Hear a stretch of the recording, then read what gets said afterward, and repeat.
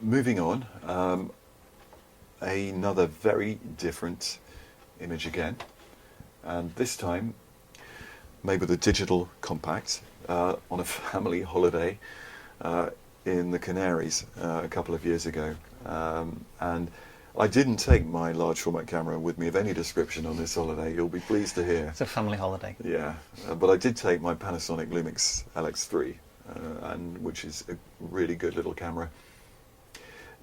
We went to one of these botanic gardens, which has fairly exotic plants for us Northern Europeans. Are exotic at any rate. Yeah. This is an agave, and I was immediately reminded of a picture that a friend of mine, Chris Jones, made many years ago, which I absolutely loved. He sent me a card of it, and this is very much for me an homage to Chris's picture of an agave. I think he probably made his picture with a Mamiya RB67 f32, whereas if we take this as an example, with a small digital compact with a small sensor, where depth of field is much less of an issue, Yes.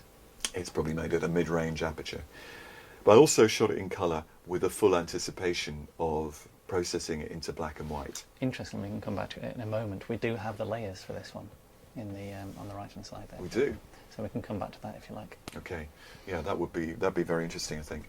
Just looking at it as a black and white, for me, although it's still clearly what it is, it's a plant, the way that the tones work makes the edges of the leaves seem like lines of light. And then, of course, there's that very sharp point of the kind of leaf structure in the centre, which gives it a tension, a sculptural tension, I would argue, that along with the lines of light are really what makes the image, and it gives it a kind of energy and a force. It almost looks like a source of light as well. The way the light's coming from it and the tones in the leaves make it look like that central item is glowing. Yeah, and which is an odd one. Funnily enough, in order to make this picture work, I had to wait until the sun went in. Right. So it's actually made in soft light. There were a number of occasions, well, most of that afternoon, the sun was around, and it was all I could do to avoid it for making these pictures of these extraordinary succulents. I got very preoccupied with doing it, so I got numerous versions. This is the one I like the best. Would it be interesting to see how it looks without the black and white conversion? Yes, I think so. We have a layer, and if we just pull that down, in fact you can see... oh wait, you might want to pull that into the left-hand screen. Will do. Move this over, and why don't I just go straight to the black and white? That's interesting. Oh, that's, okay. That's with all the adjustments. It is. That's why it's interesting. Yes. Can I just do this? We'll go. I don't know if we can do this. Yes, that's that. There we have the original raw file. I hope it is. I think it is a raw file, without any changes. So you can see the kind of literal colour. In fact, it's quite interesting because of the sort of blueness. Maybe that comes from the blue sky above, as well as the kind of native green of the plant itself. You can see all of the. What's really fascinating is even in colour, it's very clear how these plants are structured, with their lines of growth, which presumably are reflections of earlier periods of growth. Yeah. So the great thing is it's got this radial power, but also a concentric ring system to it. It's a fantastic plant, isn't it, really? The rest of the layers, I mean, if we go first to the black and white layer, that's a straight conversion. Yeah, so it's fairly flat, low contrast. It is. It is, exactly. The first curve I put in, so at least it says curves 1, is that one. So all I'm doing there is just evening up the overall effect, preparing, if you like, preparing the ground for what is to come. So in a way that's like it's evening out. It's taking some of that the highlights in those leaves and reducing some at the bottom and some at the left. There is, but yes, that's exactly right. I'm actually, if you are one of those people like me who squints at the scene, when you're out in the field, you'll know that thing. If you squint at the image, and you can see where the brighter areas are. They are there and there, and all I'm doing there almost is flattening it out again. Yeah. So you got a flat starting point. Flatter anyway. Yeah. So curves 2 is that, and if we look at the curve, hopefully we can we do double click? Yeah, draw this over. We can see it's a fairly abrupt, fairly radical, fairly aggressive curve. Brought the black and white points right in. Yes, black and white points right in, almost so that we're going from close to black to close to white, and creating a strong S curve as well. So that's how that one worked. Okay, the next one is curve 3 up here, which is a bit of corner burning. Yeah. Does that make sense? Now it's interesting. I did mention in the black and white article I've written that when you're burning in edges, you don't have to burn them all in the same. It's not an overall vignetting. You can treat different areas differently. Yeah. And I noticed that you've burnt in the bottom edges more than the top. Yeah. And also you've chosen certain areas to burn and certain areas not. Interesting. I just thought I'd put that up because this is our burning in those corners curve here. I'll just click it on and off again so you can see. Hopefully you can see how it's working. And it's fairly, I haven't done anything terribly radical, but you can see that the image is starting to suffer because the tones are no longer continuous. There's those spikes of doom, as we sometimes call them. Can you alt click on that on the layer just so we can see? Yes, here. What it looks like, yeah. So that's where. So there is a little bit in the top left. But it's definitely not an overall field. Not at all. But I've darkened it quite considerably, and this is where there's no way you could do this with colour. I mean, I don't think you could anyway. I think you'd end up with a lot of tide marks. Black and white's much more forgiving. Okay, and then an important move. It already looks quite good, I think. Let's just close that one down. My final curves is that. Okay, and that's a kind of that's like, how can I put it? It's like honing the sculpture. Yes. It's like buffing it up. You've accentuated the scoop shapes. Yeah. On each of those leaves. If we do the alt click on this one, you can see what I've done. Okay, that's where I've applied this curve. So that's another contrast increase. It's a further contrast increase, and you can see I've actually deliberately clipped the blacks fairly heavily there. And I'm not going to sort of excuse myself or try and explain it all because it took me a long time to do this, and it would take a long time to explain it. But I hope that's an interesting workflow, just seeing the way that's been done. Yeah, absolutely. Okay, let's get rid of that a sec and move on. And I'm getting near to the end here. Okay, now this is a bit of a talking point because, as you can see, this is actually not a colour picture. No. Not a black and white picture. It is a colour picture, I beg your pardon. But it's hardly colour. That's right, and that's why we've included it, because I think one of the questions that arises in my mind is where is the dividing line between black and white and colour? And everybody who uses Photoshop will know, when you desaturate an image, if you do it manually in hue and saturation, there's an area of uncertainty when you take the colour out. Now that's not what I've done here. This is a full colour picture with, as far as I remember, not much in the way of colour reduction. Did you happen to spot if this was a PSD? Do we have any layers? I think it may have a layers, yes. So a very quick look. But it's I think there are. So let's just see if we can find some. And see, there's no colour adjustment in it. The only adjustment in it is, so I'm going to need that bit. This is a very, very small curse tweak. Okay, so it's just to bring some highlights back into the water. Yeah, as far as I remember, I might have done a little bit of work in Capture One, in terms of processing the original in the RAW, but the Photoshop work is absolutely minimal. That was just to bring out this sort of central figure. But you can see where there is some colour. I mean, there's tiny areas of quite bold colour here and there in the rocks. Yes, that's right. Just in here, and in here. Yeah. And indeed, I might have desaturated them very slightly, but it's still definitely a colour picture. And for me, the colour works to make it more three-dimensional. Yes. Less flat, almost. Well, we can try. We can try switching, desaturating it, and seeing what difference it makes. try black and white. Should just go to black and white. Yes. Yeah. That's as good a way as any, I think. If I can find it, there we are.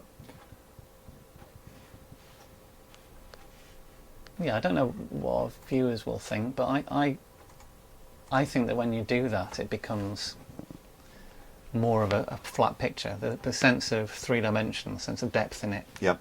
gets removed. It's funny, isn't it? I mean, I like it actually in black and white, but I probably would still opt for the colour version. Because in this case, I think for me, it's actually quite mysterious and quite strong the way the colour works in it.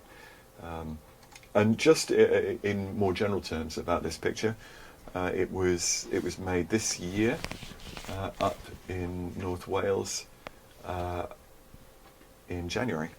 Okay. And fantastic frozen. Very weather. cold at the time. Yeah, it was, and I had a very, very productive afternoon. It was one of those moments when you really kind of get into the zone, just working on one idea, essentially on one bit of river for about 4 hours without, made probably 4 or 5 pictures, and all of them are pretty decent.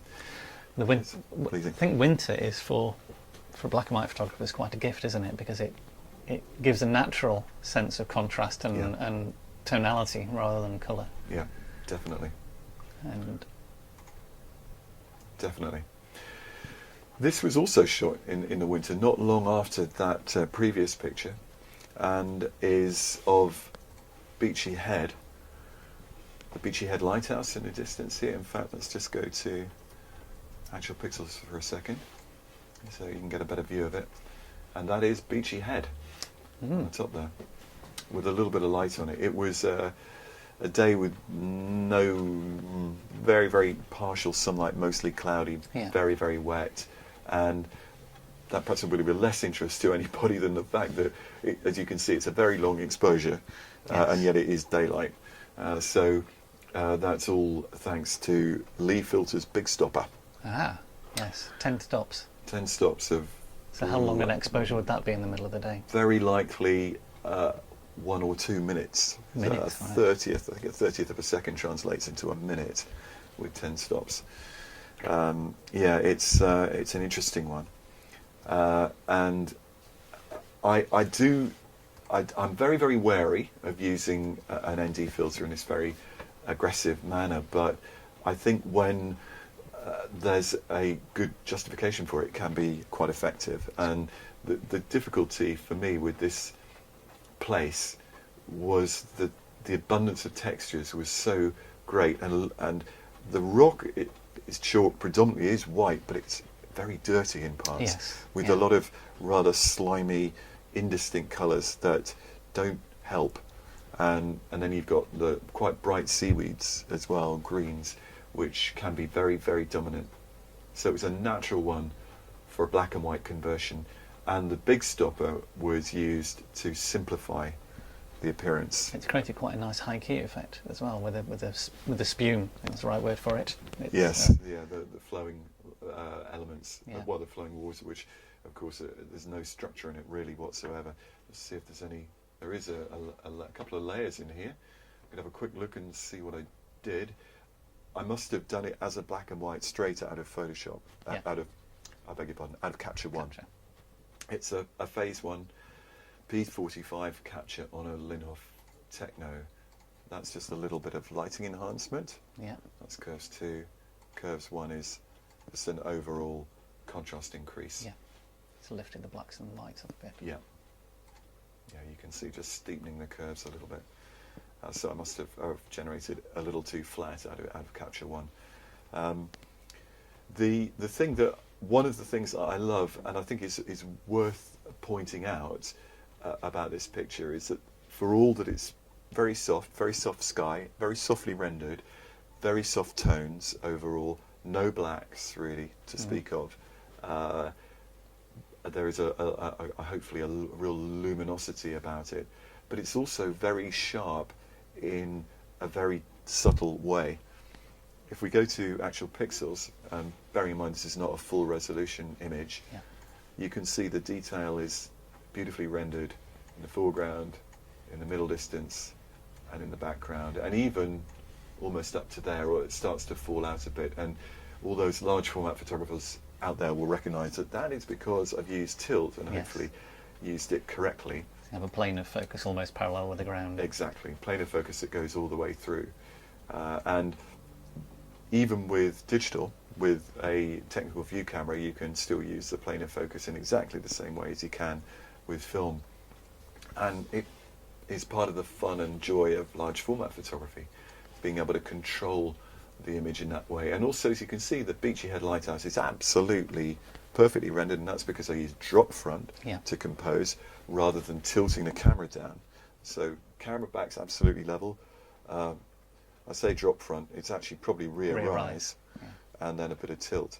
And the tilt gives the perfect focus, the rear rise gives the perfect rendering of the lighthouse. So it has that neutrality, which is something that I do aim for. Structurally, it's quite pleasing. I think it's nothing particularly new about it compositionally, but Interesting thing compositionally there is there's the black rocks, which look very bold, but actually provide most of the balance. I think they're in essential. between those, to the bottom right of the picture. I'm pretty sure that without them, it would be too dominant on Yes. the left-hand side, and they do provide a very important counterpoint, in a kind of musical expression. Yeah. There, I like this. I mean, and I know it's miles more effective as a black and white than it was as a colour, which is why I didn't even bring it in colour out of. And again, when Capture you were taking this, would you have been thinking about a black and white interpretation? Very much so. Yeah. Yeah. As it happens, I made this picture with. I was down there with two friends who are photographers, Colin Westgate and Adrian Boyd. And Colin, in particular, his work is very high key, tends to be very luminous and very bright, and is a lovely style. And I'm sure I was influenced by the fact that he was there. I think I had in mind. I wonder how you could use this kind of landscape in that way.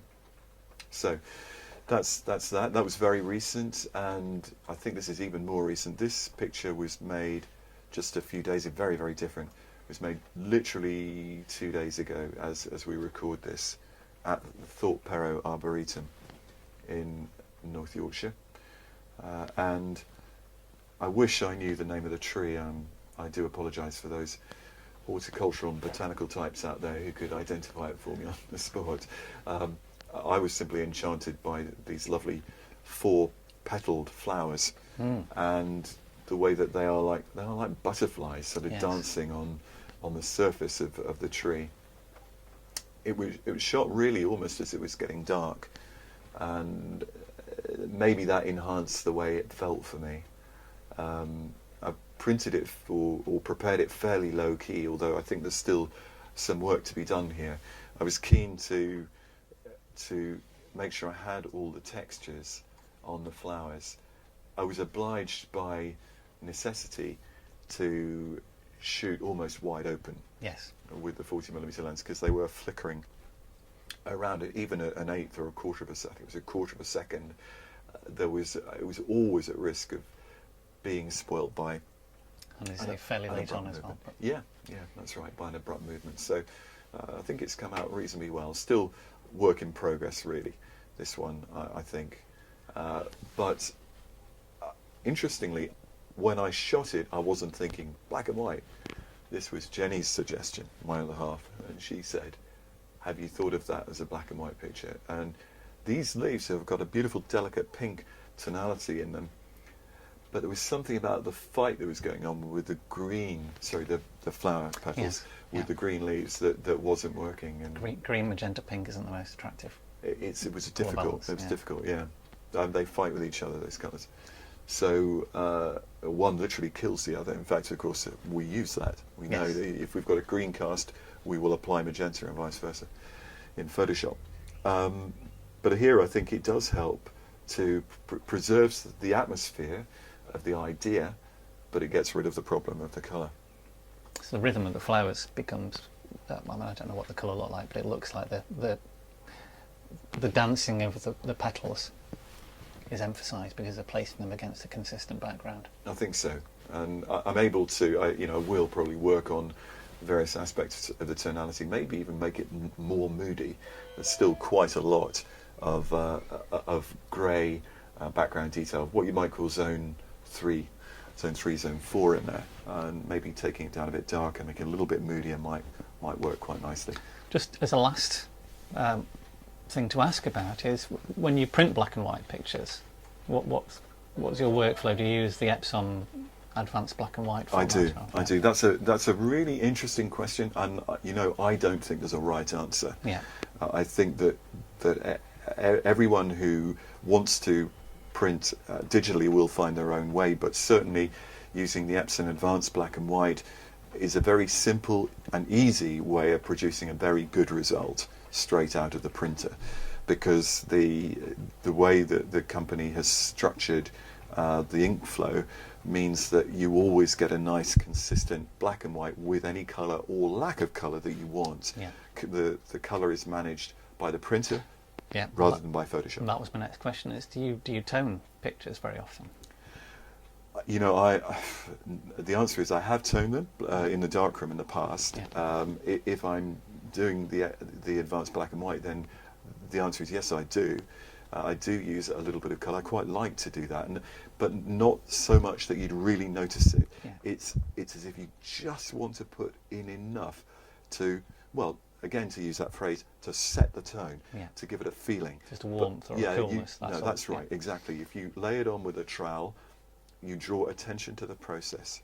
So in a way, it's using it in a very, very subtle way, I think is the best way. And if in doubt, you can do a lot worse and come up with an absolutely neutral rendering. It can still look very, very good.